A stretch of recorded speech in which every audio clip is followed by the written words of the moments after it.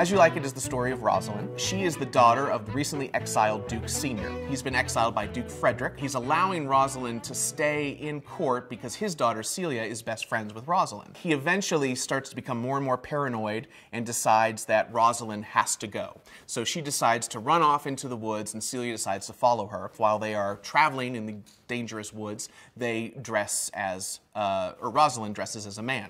Orlando, who we've just seen in the court battling Charles the Wrestler, has decided that he is going to run off as well because he has some issues with Duke Frederick also. Rosalind spends the time in the woods teaching Orlando how to woo her if she were a woman. At the same time, we meet Duke Senior, we meet all of the exiled lords, we meet Jacques, who's the melancholy monsieur in the woods. We meet Touchstone the Fool. 4 different relationships that start and become resolved over the course of the play until by the end, Hymen, the god of marriage, shows up, reveals, of course, that Rosalind is a woman, that she can marry Orlando, she's reunited with her father, and we hear at the very end of the play that even paranoid Duke Frederick has finally found religion and decided to become a good man. So everybody lives happily ever after.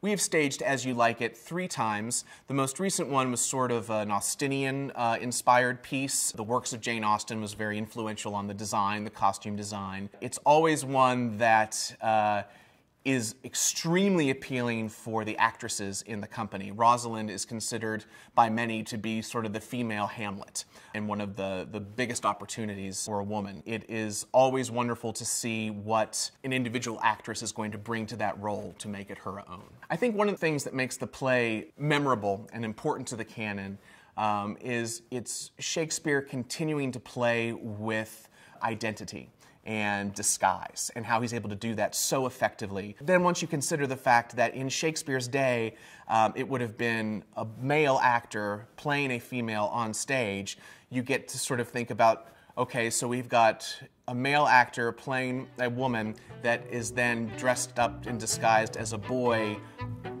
on stage as well. So like the levels of disguise there just keep getting richer and richer.